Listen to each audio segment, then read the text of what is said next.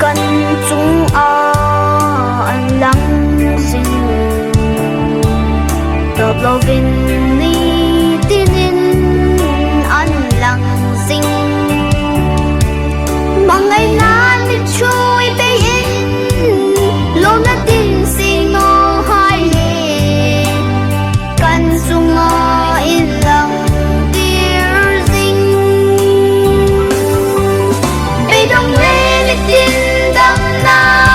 ini iro pui na in lang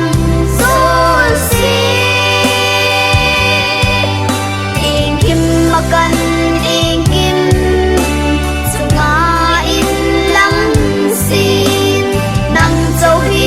kalom na sung kim tu